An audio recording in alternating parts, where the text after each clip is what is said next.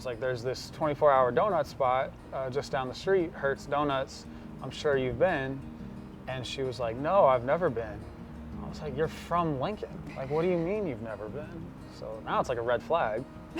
So then we go there, get 6 donuts, try them all, and yeah, talked for probably a little more, and then walked her to a car, and then she went home. Yeah. So it was a good time. Great first date. So here's how it happened. Oh dear.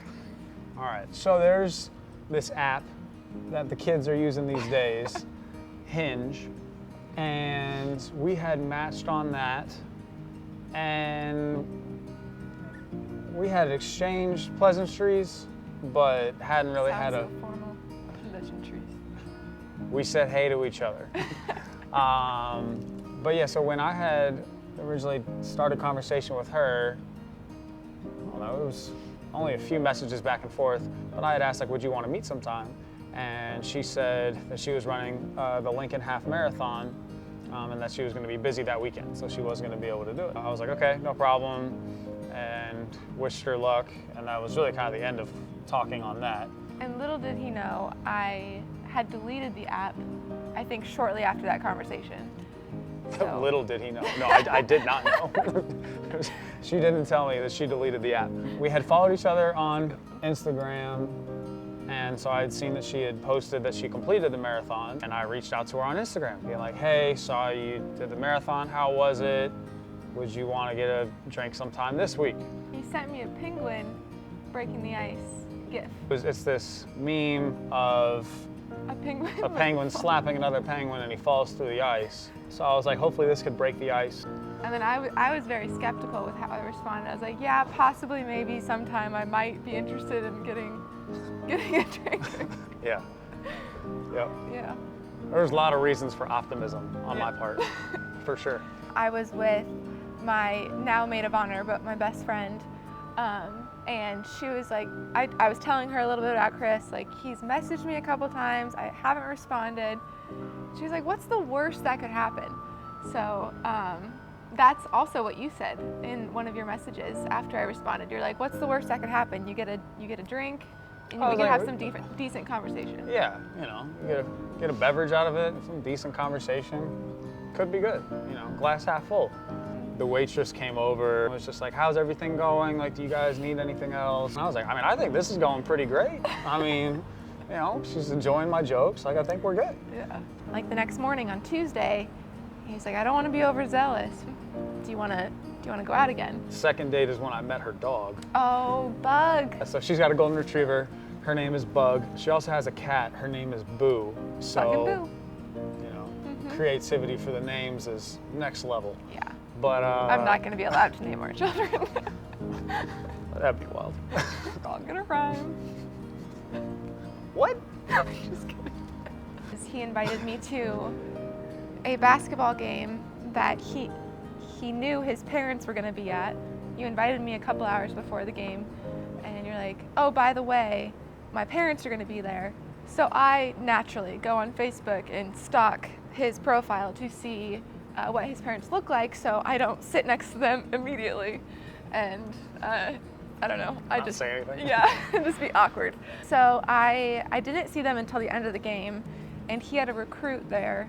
So he was talking to the recruit afterwards. The gym was slowly getting more and more empty. So I went down and introduced myself to them, and we talked for probably about 20-ish minutes before you came over. But oh, it's funny too, because I had like that bird's eye view of it, because we had a recruit, so it was like the whole basketball staff was there.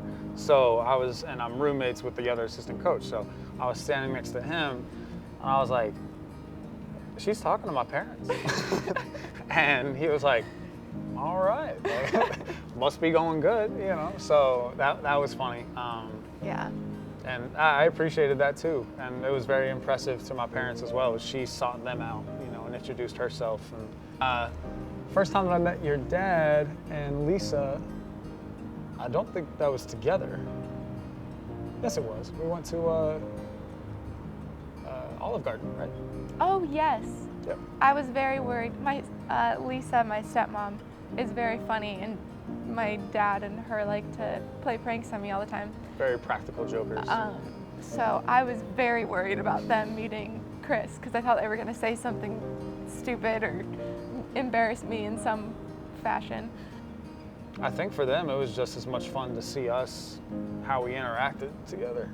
Well, in every situation for us, like once we leave a friend's house or something, we always talk about the relationships and the psychology of what we just went through. The different dynamics We're of like such how people interact together and all that stuff. Yeah, coaches' wives are the real MVPs because it's such a sacrificial piece of it because we're gone so much. It's not a standard calendar. Like it's very abstract. Like we're getting married in August because coaches can only get married in May and August. Like, and just her willingness to not just, adjust for adjustment's sake. Like she just always was believing in me, always wanted to know what was going on.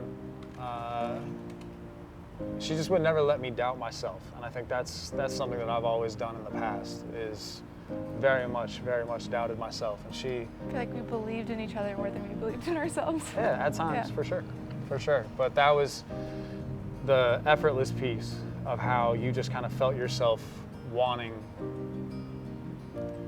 to, entrust more and more of yourself with the other person. I mean, that's when I knew. For him, I would say I love how much he cares about other people. It's like you try and keep in contact with someone who you said hi to on the street. I'm not good at that, so I really admire that about you. I think that that's really cool, and it's not just, they're not superficial relationships. You actually care about those people, and you care about so many people. That's why our wedding is huge, because you have so many friends, and that's amazing. Favorite thing about her, hands down, her strength. And she's been through so much. I mean, her even just health struggles, but then just her will, her determination. I mean, it's impossible not to be better when you're around her. I mean, because she not just demands the most out of herself, but she really refuses to let other things like get in her way. She is incredibly strong. And that's definitely my favorite part about her. Your positive outlook on life, I mentioned that earlier. If I'm having a bad day, I know that you will not have a bad day just because I am. Like, you try and lift me up and make the best of a bad situation. Like, this whole year hasn't been ideal, but we've made the best of it. And just your positivity, I knew I was never going to be in a bad mood when I was with you.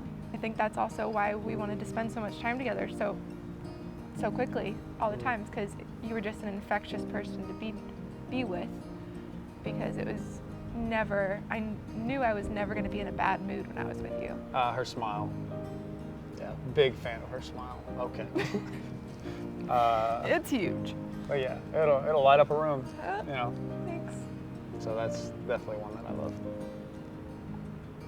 Like a lot of what she's talking about was you learned as you went. I don't know, like nothing, I don't think anything about our dating circumstances were normal. Mm-mm. Like as soon as we started dating, she was then heading out of town, and it was really easy for me to believe in her, and it's really easy for me to believe in other people. Well, I think that is kind of what I was trying to get at, was I've never had anybody ask me, like, what are your dreams? And I told him that. I didn't answer him that night because I didn't really know what to say, because I had never had anybody ask me that or care, like honestly care what my answer was. So having someone that was like believed in me so much, and I never had that before, and cared what kind of person I'm going to be in 40 years versus just the person who I am today, because I'm obviously going to be different in 40 years than I am today, but you caring about that and like how I will get there and who I want to be, what I want to do. Yeah. That was another reason. Well, so when she was in South Carolina, like it was tough for her being away from home, and I never wanted her to lose sight of like how strong she was being, even though, you know, she was going through a tough time, you know, being away from home for that long and being obviously really excited about what we had just started. But, you know, it was tough not being able to see her every day and all that.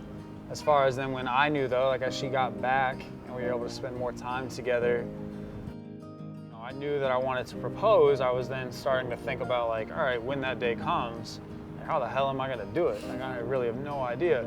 And just as time progressed, I thought that would be a really fun way to be able to do it, was have that, you know, wine and paint night, but in her apartment. And then, you know, she's painting something, and then I'll paint "Will You Marry Me?" And like 40 minutes later, she's done. So she's like, "Oh, do you want me to like stop the camera?" And I'm like, no, like not yet. And so she's like, "Oh, okay." I was like, "I want to get us like comparing them at the end." So at this point, the plan is kind of going out the window. Like I don't really know when I'm gonna pop the question. And so she goes into the bathroom to clean off the brushes. And so I like show the canvas to the camera, and then put it back. And then when she walked out of the bathroom, I had turned it so she could see it, and then was on one knee, and just so romantic. Her first words were, you know, "Are you serious?" It's what every guy wants to hear, you know? I said yes after that. Yeah, no, she did, yeah. Yeah, one of the things I'm most excited about for once we are married is like the unpredictability of it, like, and just the journey of it. Anything about our relationship has been, you know, less than normal. I'm sure some of the circumstances, you know, people could chalk up as less than ideal. But I think that's my favorite part, is what she talked about, is after a long day, rough day, whatever it is, like that's the person that you want to see. And I think if you start then having expectations of like how life's gonna go, and in 2 years we'll do this, in 5 years we'll do this, you know, then you're kind of setting yourself up for just expectations you have in your head. I think it would kind of limit some of the chances to appreciate some of the best parts that'll come once we're married, is the things that we could have no idea what's coming. So I'm excited. Yeah. I would say just being able to do life with my best friend. It's pretty cool. That's pretty neat. But going through the highs and the lows, like I know we have good times together, but the more rougher patches that we've had, I'm glad that it's you that's going through it. So I know that in the next 80 years, we'll have highs and lows. So I'm just really happy that it's with you and how we're going to ride that wave. 100%. Yeah. And I look forward to growing old, 'cause I'll be old with you. Oh, I'll be old with you.